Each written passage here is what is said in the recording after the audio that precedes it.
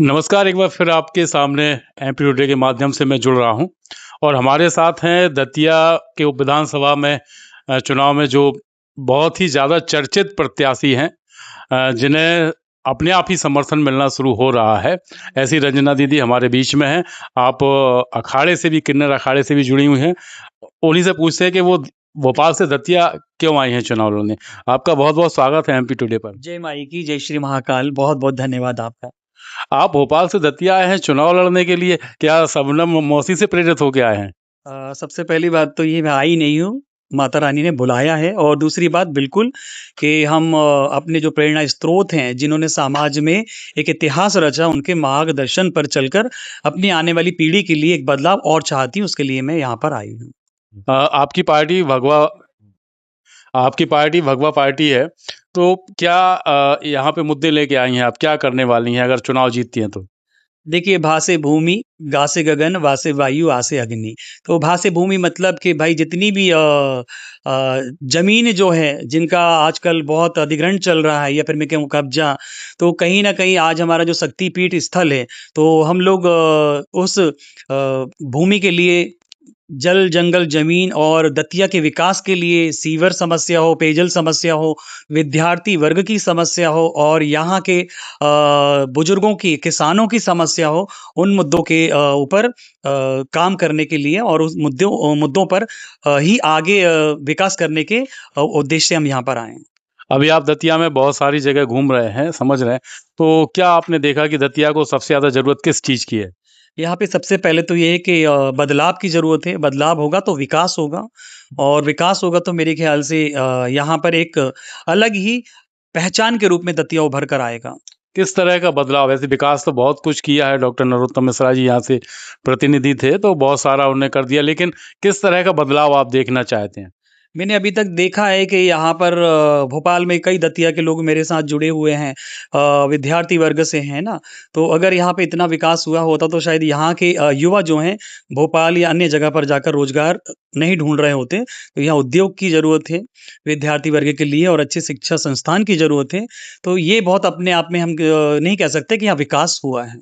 आप विधायक मान लो बन जाएँगे, तो क्या सरकार आपका सहयोग करेगी? क्योंकि आप तो भारतीय जनता पार्टी के यानी सत्तारूढ़ दल के प्रत्याशी को हरा के बनेंगे, तो कैसे फिर सहयोग होगा राज्य से आपका? देखिए, बीजेपी तो अपने विधायकों का समर्थन नहीं करती, सहयोग नहीं करती, तो हमारा तो छोड़ दो। लेकिन हम करवाना जानते, करवा के रहेंगे और करवाएँगे भी जनता के लिए, क्योंकि मैं नहीं कराऊँगी, जनता करवाएगी। हर एक जनता की हर एक जजमान की आवाज़ और जनता आदेश करेगी, जनता खुद अपने लिए आगे आएगी, वो करेगी, मैं तो सिर्फ़ उनकी आवाज़ बनने के लिए आई हूँ।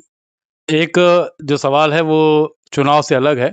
चूँकि आप भोपाल से आए हैं, तो भोपाल, इंदौर, विदिशा ये सारे के सारा पूरा कॉरिडोर बनता जा रहा है लव जिहाद का। चूँकि आप भगवा वस्त्र भी धारण कर रहे हैं और किन्नर समाज से भी हैं, तो आप क्या करेंगे इसको रोकने के लिए? सबसे पहली तो ये सरकार का काम है, लेकिन अगर मैं विधायक बनती हूँ तो सबसे पहले मेरी पॉलिसी और सबसे पहले प्राथमिकता विकास, विकास के साथ में धर्मांतरण और लव जिहाद जैसे विषय भी होंगे, क्योंकि मेरे ख्याल से आज जो भारत की पतन का कारण जो सबसे बड़ा है वो यही है, धर्म और संस्कृति का पतन होना। तो मुझे लगता है कि आज लड़कियों को, जो हमारी कम उम्र की बच्चियाँ हैं, उनको बहुत ज़्यादा ज़रूरत है अवेयर करने की, जागरूक करने की और उसके बाद में जो गंभीर विषय हैं जिनसे कि हम बहुत दूर होते जा रहे हैं और राष्ट्र का कहीं न कहीं पतन हो रहा है, सुरक्षा की दृष्टि से भी, तो उन मुद्दों पर मैं ज़्यादा ध्यान दूँगी। नहीं, विधायक की इतनी क्षमता नहीं होती है कि वो ऐसे मुद्दों को ले जाए पूरे प्रदेश में।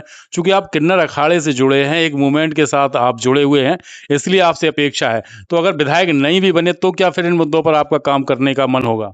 सबसे पहली बात तो जैसे कि आपने कहा कि विधायक की इतनी क्षमता नहीं होती है, लेकिन विधानसभा में तो क्षमता प्रदर्शन कर सकते हैं ना। एक विधानसभा में अगर गूंजेगा तो संपूर्ण भारत की हर विधानसभा में ये मुद्दा गूंजेगा। शुरुआत कहीं एक जगह से ही होती है, तो वो एक जगह में दतिया से शुरुआत कर रही हूँ। दूसरी बात, मैं विधायक बनूं या ना बनूं वो भविष्य तय करेगा। बनने ना बनने से कोई मुझे फ़र्क नहीं पड़ेगा, जनता को फ़र्क पड़ेगा। दूसरी बात कि अगर मैं नहीं बनती हूँ, तो भी जनता से हमारा सीधा संवाद होता आया है और भविष्य में भी होता रहेगा, क्योंकि किन्नर समाज एक ऐसा समाज है, जो ना तो राजनेताओं की संतान होते हैं, ना राजनीतिक क्षेत्र से होते हैं, ना राजा रजवाड़ों के परिवार से होते हैं, और वो ज़मीनी स्तर पर हर परिवार से आत्मीय रूप से जुड़े होते हैं। और ये आप भी जानते हैं कि किन्नर समाज का समाज में क्या स्थान है। तो मुझे लगता है कि किन्नर समाज से ज़्यादा बेहतर कोई विकल्प नहीं है समाज के उत्थान के लिए। तो ये दतिया की जनता और समाज को तय करना है कि उन्हें कैसे प्रतिनिधि चाहिए। तो चुनाव के बाद भी आप दतिया से जुड़े रहेंगे? अगर मैं कहूँ कि चुनाव से पहले से ही हम दतिया से जुड़े हुए हैं, क्योंकि हमारा किन्नर समाज हर जगह है और हम हर उस क्षेत्र से जुड़े हुए हैं जहाँ पे हमारा घराना है, हमारे समाज के लोग हैं। तो जुड़ने का तो सवाल ही नहीं उठता, क्योंकि हम हर जगह स्थापित हैं। बहुत-बहुत धन्यवाद। तो अगर चुनाव में विजय नहीं भी मिली, फिर भी दतिया से जुड़े रहेंगे और दतिया के लोगों के लिए काम करते रहेंगे। बहुत-बहुत धन्यवाद।